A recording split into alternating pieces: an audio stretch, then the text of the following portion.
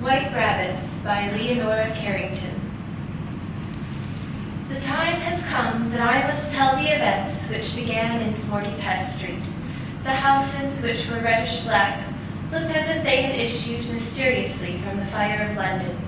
The house in front of my window, covered with an occasional wisp of creeper, was as black and empty-looking as any plague-ridden residence subsequently licked by flames and smoke.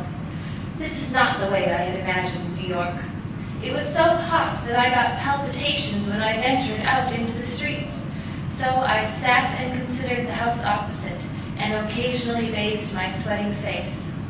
The light was never very strong in Pest Street.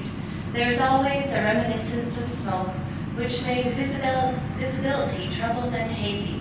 Still, it was possible to study the house opposite carefully, even precisely. Besides, my eyes have always been excellent.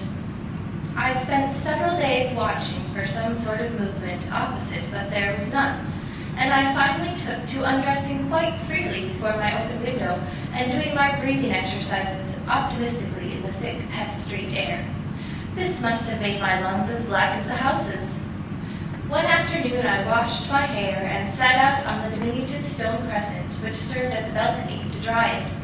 I hung my head between my knees and watched a bluebottle suck the dry corpse of a spider between my feet. I looked up through my long hair and saw something black in the sky, ominously quiet for an aeroplane.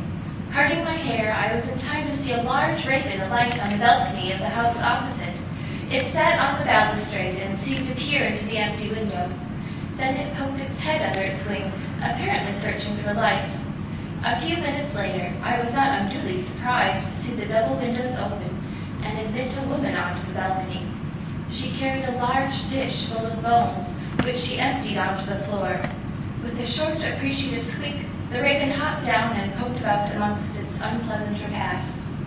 The woman, who had very long black hair, used her hair to wipe out the dish. Then she looked straight at me and smiled in a friendly fashion.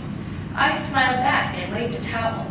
This served to encourage her, for she tossed her head coquettishly and gave me a very elegant salute after the fashion of a queen.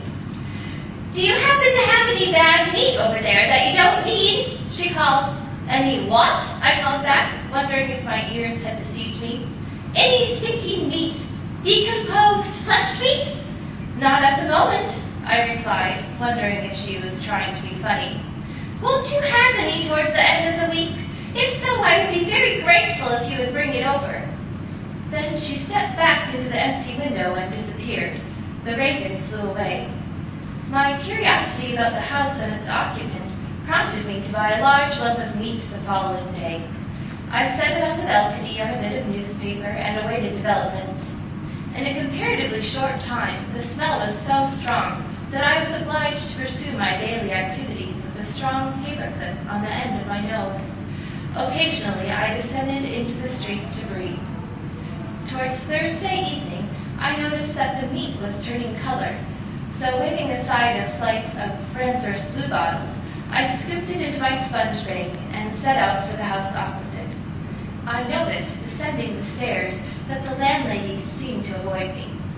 It took me some time to find the front door of the house opposite. It turned out to be hidden under a cascade of something, giving the impression that nobody had been either in or out of this house in years. The bell was of the old-fashioned kind that you pull, and when I pulled it rather harder than I intended, it came right off in my hand. I gave the door an angry push, and it caved inwards, emitting a ghastly smell of putrid meat. The hall, which was almost dark, seemed to be of carved woodwork. The woman herself came rustling down the stairs, carrying a torch. "How do you do? How do you do?" she murmured ceremoniously, and I was surprised to notice that she wore an ancient, beautiful dress of green silk. But as she approached me, I saw that her skin was dead white and glittered as if speckled with thousands of minute stars. "Isn't that kind of you?" she went on, taking my arm with her sparkling hand. "Won't my poor little rabbits be pleased?" We mounted the stairs, and my companion walked so carefully that I thought she was frightened. The top flight of the stairs opened into a boudoir, decorated with dark Baroque furniture and red plush. The floor was littered with gnawed bones and animal skulls. It is so seldom that we get a visit, the woman smiled, so they all scatter off into their little corners. She uttered a low, sweet whistle, and transfixed, I saw about 100 snow-white rabbits emerge cautiously from every nook, their large pink eyes fixed unblinkingly upon the woman. Come, pretty ones, she cooed, diving her hand into my sponge bag and pulling out a handful of rotting meat. With a sensation of deep disgust, I backed into a corner and saw her throw the carrion amongst the rabbits, who fought like wolves for the meat. One becomes very fond of them, the woman went on. They each have their own little ways. You would be surprised how very individual rabbits are. The rabbits in question were tearing at the meat with their sharp buck teeth.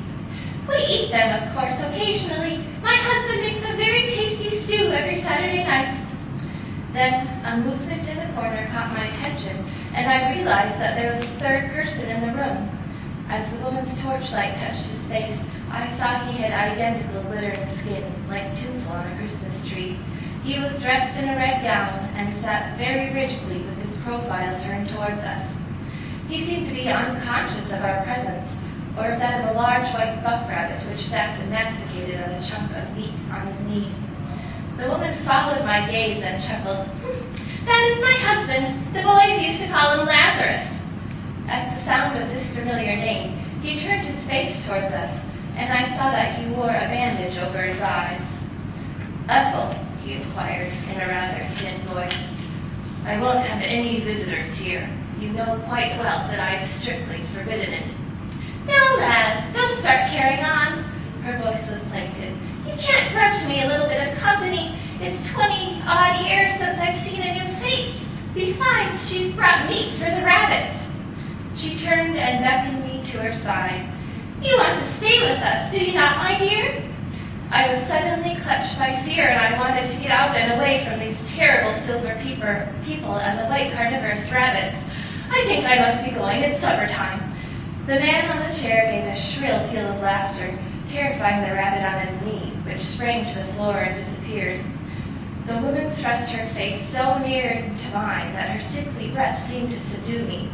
Do you not want to stay and become like us? In 7 years, your skin will be like stars. In 7 years, you will have the holy disease of the Bible, leprosy. I stumbled and ran, choking with horror. Some unholy curiosity made me look over my shoulder as I reached the front door, and I saw her waving her hand over the banister. And as she waved it, her fingers fell off and dropped to the ground like shooting stars.